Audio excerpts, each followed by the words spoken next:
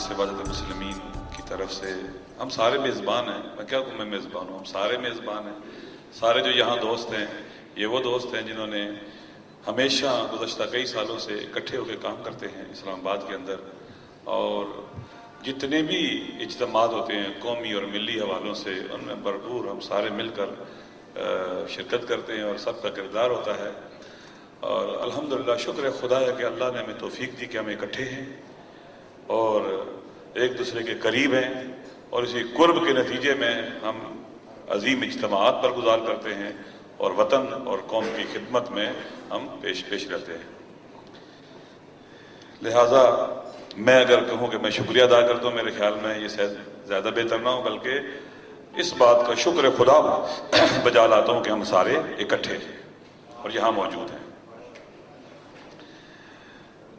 आज यौम आज़ादी है।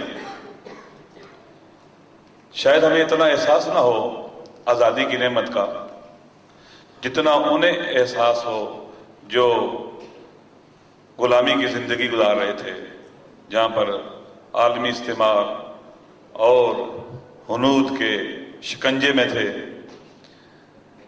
जितना उन्हें एहसास हो, जिन्होंने आज़ादी की खातिर घर बार छोड़ा, कुर्बानियां दी, जिनके घर लुटे, जिन्होंने नामूस की कुर्बानियां दी, जिन्होंने बच्चे दिए, जो लुटे पटे इस पाक सरजमीन पर आए, जितना उन्हें एहसास होगा शायद उतना हमें ना हो।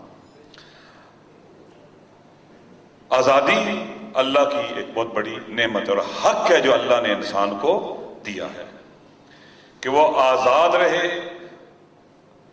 इजहार की आज़ादी, बयान की आज़ादी, लिखने की आज़ादी, अकीदे में आज़ादी, इस हद तक के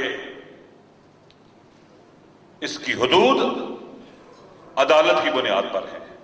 यानी ऐसी आज़ादी जो जुल्म ना बन जाए, ऐसी आज़ादी जो तजावुज ना बन जाए, वो दुरुस्त नहीं है। यानी आज़ादी है लेकिन इसकी हुदूद अदालत मुतय्यन करती है। मुझे आज़ादी ये बयान है लेकिन ये हक नहीं है कि मैं दूसरों की तौहीन करूं, दूसरों की शख्सियत को खराब करूं, तखरीब करूं।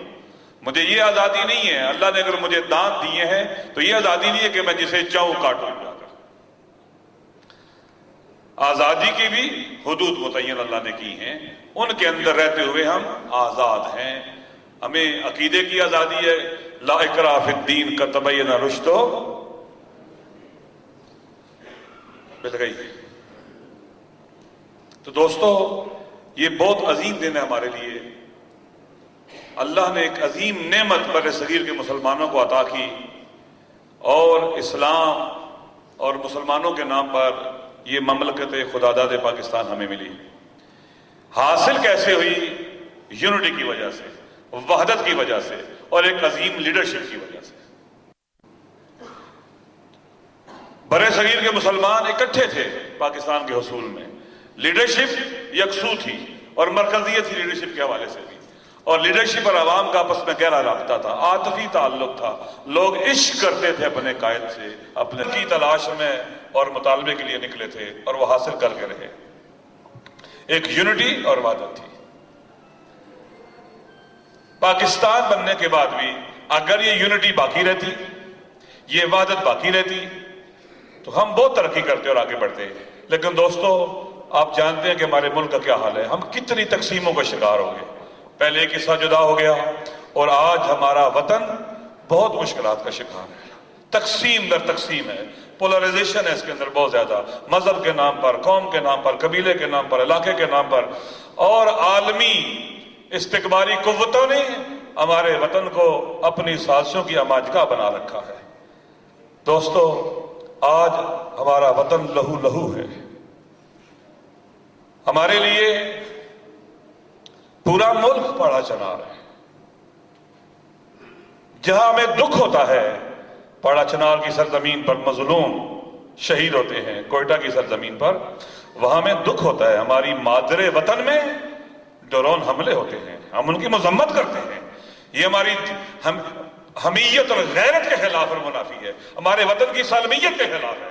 और हमें उतना ही दुख होता है इस चीज का जितना कहीं और दुख होता है।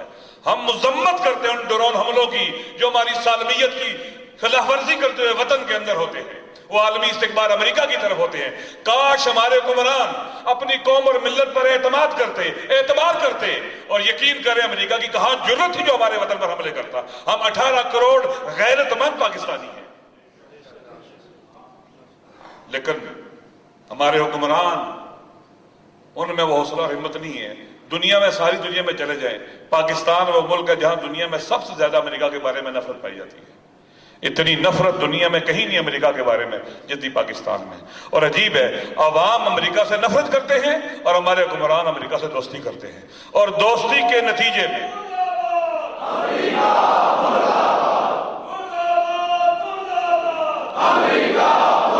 امریکہ سے دوستی کے نتیجے میں ہم کشمیر کو حاصل نہیں کر سکے، ہم اس ریجن اور خطے کے اندر امن نہیں لا سکے امریکہ سے دوستی کے نتیجے میں۔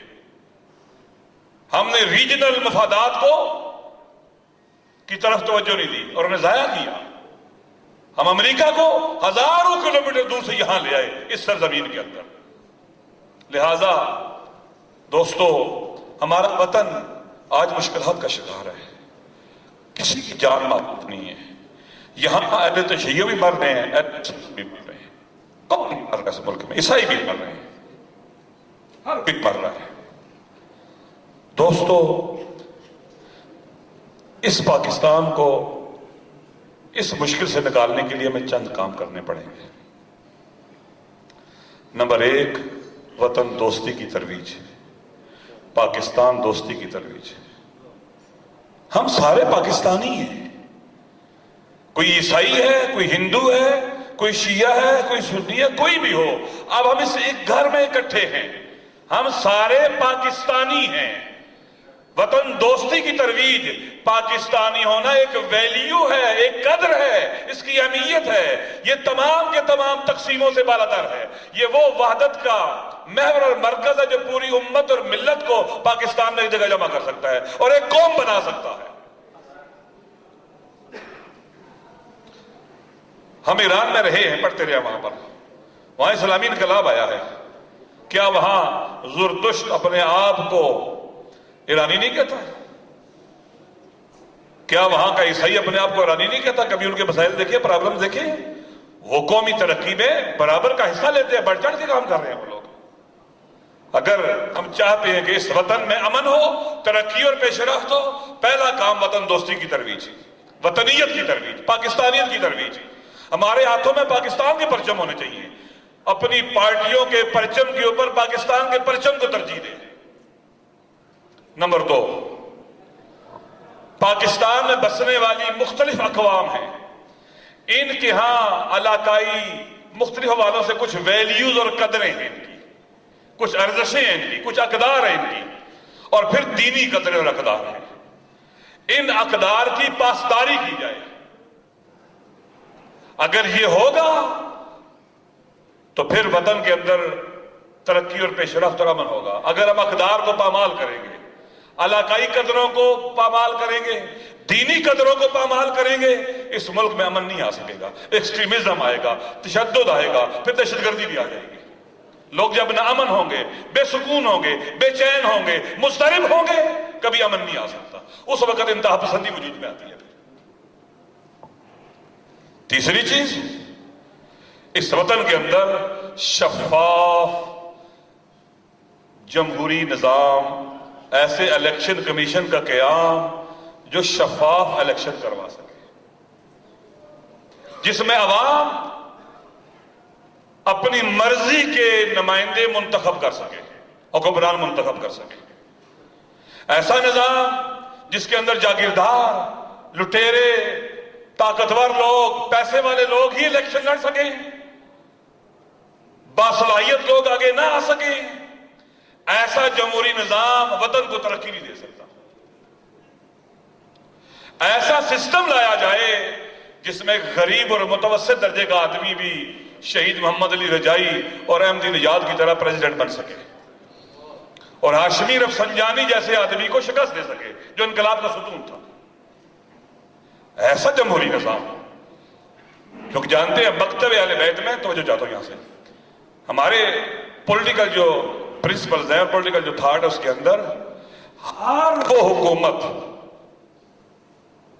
जो आवाम की राय के बगैर बने, जिसको अवामी हमायत हासिल ना हो, वो इलीगल हुकूमत है, उसको कोई लेजिटिमेसी नहीं है। लिहाजा ऐसा निजाम, ऐसा इलेक्शन कमीशन और ऐसा शफाफ जमहूरी निजाम जिसमें आवाम अपना एक रोल प्ले कर सकें और अपनी मर्जी के नुमाइंदे ला सकें। फिर लीडरशिप भी बहुत अहम है। देखिए लीडरशिप किसे कहते हैं? लीडरशिप की तारीफ ये है कि लीडरशिप क्या होती है? कौम और मिल्लत के लाशऊर में कुछ अज़ाइम होते हैं, कुछ ख्वाहिशात होती हैं, कुछ आरज़ुएं होती हैं, कुछ उमंगें होती हैं। लीडरशिप क्या करती है? उनको बयान करती है, तो उसकी तर्जमान बन जाती है। जब वो बोलती है लीडरशिप, तो लोग समझते हैं हम गुफ्तगू कर रहे हैं। सियासत की तारीफ ये करते हैं कि सोसाइटी को इज्तिमाई नज़र की लड़ी में पुरोना और कानून को हासिल करना, ये सियासत की मुख्तलिफ तरीकों से बोला जाए, ये काफी है। सोसाइटी को इज्तिमाई नज़र की लड़ी में पुरोना और कानून को हासिल करना किस लिए? ताकि मुआशरा खुदा के करीब हो सके। सोसाइटी तकामुल के मराए तय करे और कुर्ब खुदा की मंजिल पर फाइल हो। ऐसे खौफ खुदा न हो, आखिरत का खौफ न हो, हिसाब किताब का खौफ न हो, फकत ये इक़्तिदार के लिए मैंने प्राइम मिनिस्टर बनना है, मैंने प्रेसिडेंट बनना है, ये क्यों? सियासत ताकि अपने अल्लाह के हुकूक, इंसानों के हुकूक अदा करे और जालिम ना बन सके। आखिर में यौमुल कुद्स के हवाले से फिर कहना जरूरी समझता हूं कि माह मुबारक रमजान का आखिरी महीना यौमुल कुद्स है, आखिरी जुमा यौमुल कुद्स है। सवाल किया है जिस तरह से फिलिस्तीन में और इलाकों पर भी जुल्म हो रहे हैं, अगर हमारे आइम्मा होते तो खामोश बैठते, खामोश बैठते। वो अली जिसने बिस्तर शहादत पर वसीयत की थी, कूना लिज़्ज़ालिम खस्मन वलिल मज़लूम औना, मेरे शियो जालिमों के दुश्मन बन के रहना और मजलूमों के मददगार बन के रहना। फिलिस्तीनी मजलूम है और आप यकीन कर लें, जिस जमाने में भी हम हैं, बहार आजादी है जो पूरी दुनिया को अपनी लपेट में ले रही है। अमेरिका का बनाया हुआ निजाम पूरे खित्ते में खत्म हो रहा है। अमेरिका शिकस्त खा रहा है, अफगानिस्तान में शिकस्त खा रहा है, खा चुका है, इराक में शिकस्त खा चुका है, जहां जहां जा रहा है शिकस्त खा रहा है। और अमेरिका के बनाए हुए पिट्ठू आज खत्म हो रहे हैं।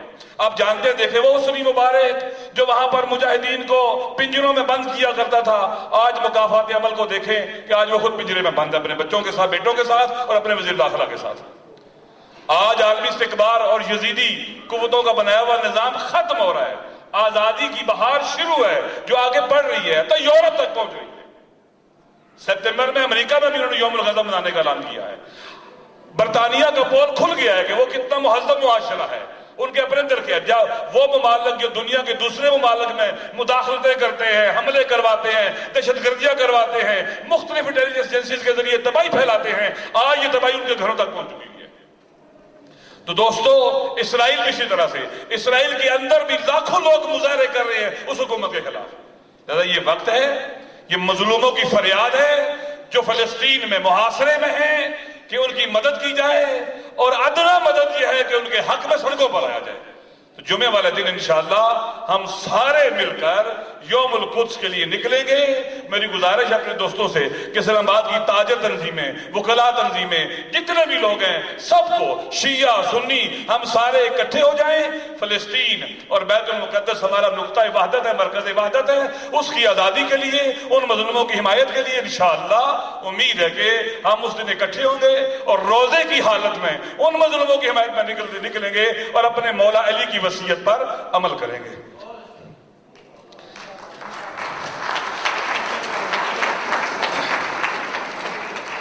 आखिरी नुक्ता, मजलिस इबादत मुस्लिमीन इसलिए बनाई गई है, शहीद आरिफ हुसैन अल हुसैनी के दोस्त इसलिए जमा हुए हैं।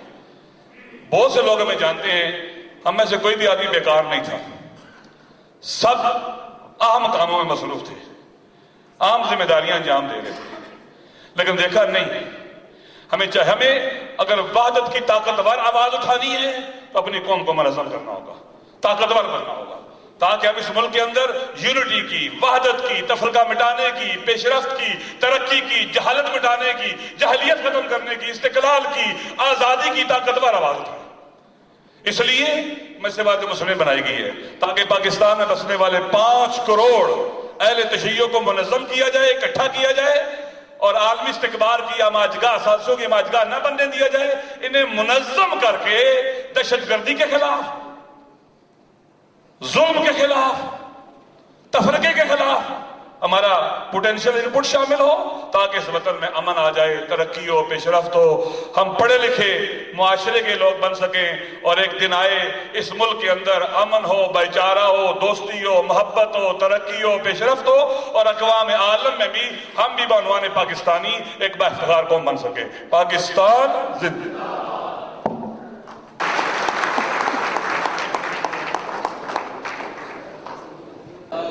سرزمین شاہ